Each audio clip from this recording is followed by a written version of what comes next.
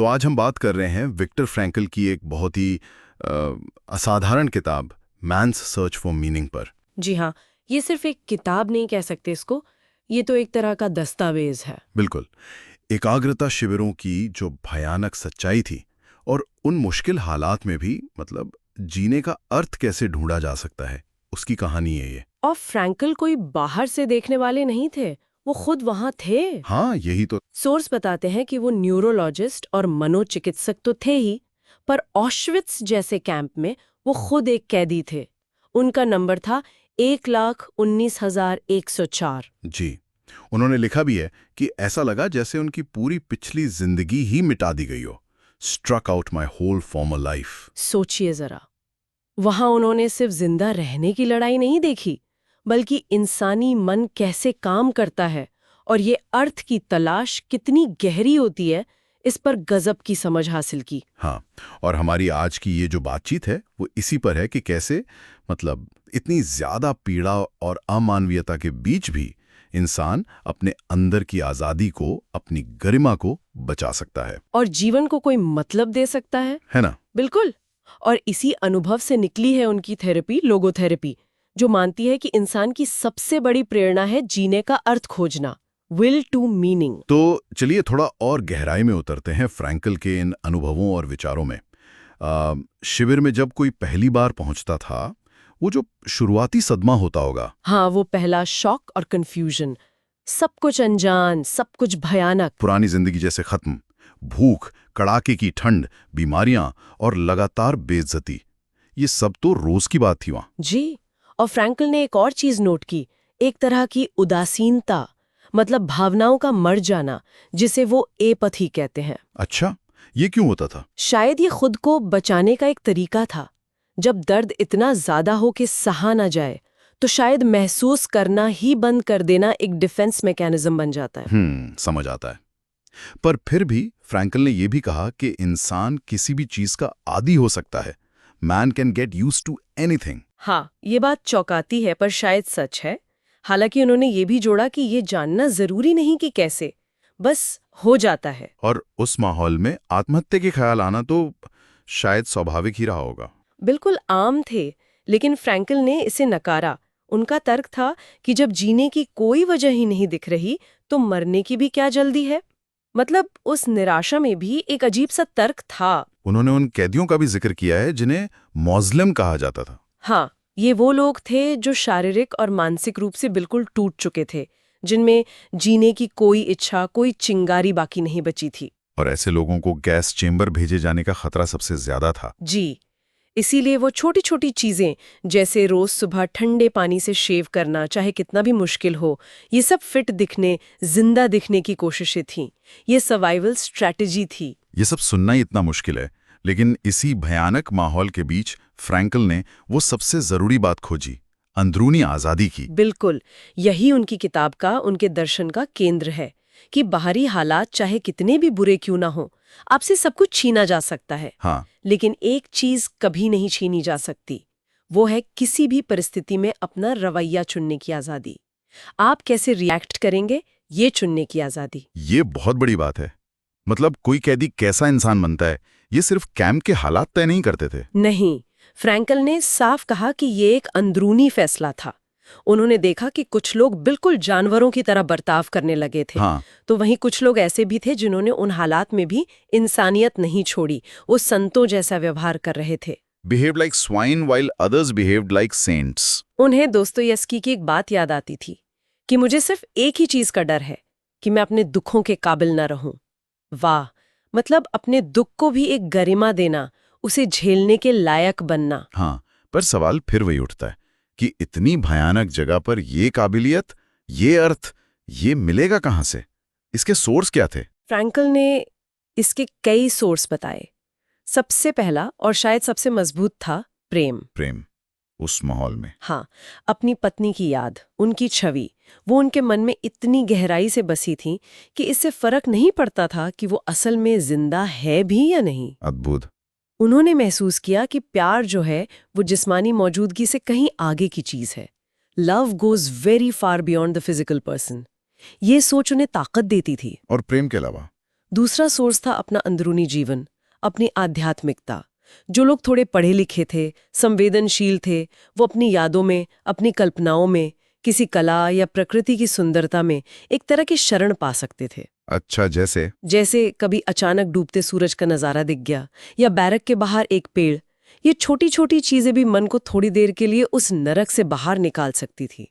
धर्म में विश्वास भी एक बड़ा सहारा था कई लोगों के लिए। और उन्होंने हास्य का भी जिक्र किया है ना, ह्यूमर। हाँ बिल्कुल, उन्होंने लिखा है humour was another of the soul's weapons. हास्य भी आत्मा का एक हथियार था। उस भयानक माहौल में भी मजाक करने, हंसने की क्षमता, ये भी एक तरह का बचाव था, जीने की जिद थी। तो प्रेम, अंदरूनी जीवन, प्रकृति, धर्म, हास्य और कुछ। और तीसरा, बहुत महत्वपूर्ण, भविष्य का कोई लक्ष्य, कोई मकसद। हाँ, नीचे वाली बात, जिसके पास जीने के लिए क्यों है, वो लगभग किसी भी कैसे को सह सकता है। बिल्कुल। फ्रैंकल के लिए ये क्यों क्या था? उनकी एक वैज्ञानिक पांडुलिपि, मैन्युस्क्रिप्ट, जो उनसे छीन ली गई थी, उसे फिर से लिखने का लक्ष्य। अच्छा। हाँ, ये सोचना कि मुझे जिंदा रहना है ताकि मैं अपना काम पूरा कर सकूं। इस लक्ष्य ने उन्हें टिके रहने की हिम्मत दी।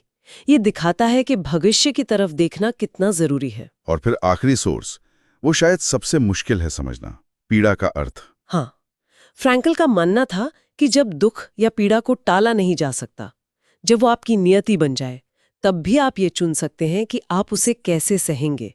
उस सहने के ढंग में भी आप अर्थ खोज सकते हैं। इसका कोई उदाहरण दिया उन्होंने? जी, उन्होंने उस बुजुर्ग डॉक्टर का उदाहरण दिया था जो अपनी पत्नी की मौत के बाद बहुत दुखी थे, डिप्रेस्ड थे। फ्रैंकल ने उनसे पूछा कि अगर आपकी मौत पहले हो जाती तो आपकी पत्नी को कैसा लगता? हाँ। तो डॉक्टर ने कहा वो बहुत ज्यादा दुखी होती। तब फ्रैंकल ने कहा, देखिए, आपने अपनी पत्नी को इस गहरे दुख से बचा लिया और इसकी कीमत आप अब चुका रहे हैं। वाह, मतलब उस दुख में एक त्याग का, एक मतलब का एहसास दिला दिया। बिल्कुल, कि आपकी पीड़ा व्यर्थ नहीं है, इसका एक मतलब है। ये बहुत शक्तिशाली विचार है। और इन्हीं सब गहरे अनुभवों और विचारों से लोगोथेरेपी का जन्म हुआ। जी हाँ, लोगोथेरेपी, ये फ्रॉइड की सुख की इच्छा, विल टू प्लेजर, या एडलर की शक्ति की इच्छा, विल टू पावर से अलग है। इंसान की सबसे बुनियादी प्रेरणा मानती है अर्थ की इच्छा, विल टू मीनिंग को, मतलब खोजने की इच्छा। और फ्रैंकल ने एक टर्म भी दिया था, न्यूजेनिक न्यूरोसिस। हाँ। ये वो मानसिक दिक्कतें या तनाव है जो किसी अंदरूनी टकराव या बाहरी दबाव से नहीं, बल्कि जीवन में अर्थ की कमी महसूस होने से, एक खालीपन या निराशा से पैदा होती हैं। और लोगोथेरेपी का मकसद यही है कि इंसान को उसकी अपनी जिंदगी में उसका अपना अनूठा अर्थ खोजने में मदद की जाए। तो ये थेरेपी एक तरह से रास्ता दिखाती है अर्थ खोजने का। हाँ, ये मानती है कि अर्थ थोपा नहीं जा सकता, उसे खोजना पड़ता है। और ये 3 मुख्य तरीकों से मिल सकता है, कोई काम करके या कुछ रच के, किसी चीज को अनुभव करके या किसी से प्रेम करके, और तीसरा, जब हालात बदले नहीं जा सकते तो उस दुख या पीड़ा के प्रति अपना रवैया बदलकर। इससे जुड़ा हुआ एक और कॉन्सेप्ट है उनका, ट्रैजिक ऑप्टिमिज्म। जी। ये लोगोथेरेपी का एक बहुत जरूरी हिस्सा है। जीवन में दुख, अपराधबोध और मौत, ये 3 बड़ी सच्चाइयां हैं जिन्हें फ्रैंकल ट्रैजिक ट्रायड कहते हैं। इनसे बचा नहीं जा सकता। सही बात है। इनके बावजूद जीवन के प्रति हाँ कहना, उसमें भरोसा रखना और उसमें अर्थ खोजना, यही दुखद आशावाद है। फ्रैंकल कहते थे कि आशावाद का आदेश नहीं दिया जा सकता, उसे सिखाया नहीं जा सकता। तो फिर? लेकिन खुशी को भी ढूंढा नहीं जाता। वो तो तब मिलती है बाय प्रोडक्ट की तरह, जब आप किसी सार्थक काम में पूरी तरह डूब जाते हैं। और जब आपके पास जीने का कोई अर्थ होता है तो आप दुख सहने की ताकत भी पा लेते हैं। उन्होंने कैंप में इसका उल्टा भी देखा था, गिवअपाइटिस। हाँ, ये बहुत दुखद था। जब कोई कैदी जीने का सारा मतलब, सारी उम्मीद खो देता था, तो जैसे उसका शरीर भी हार मान लेता था। वो अचानक बीमार पड़ते थे और बहुत जल्दी उनकी मौत हो जाती थी। ये दिखाता है कि मतलब की तलाश सिर्फ कोई फिलॉसफी की बात नहीं है। बिल्कुल नहीं, ये सचमुच में जीवन और मौत का सवाल बन सकती है।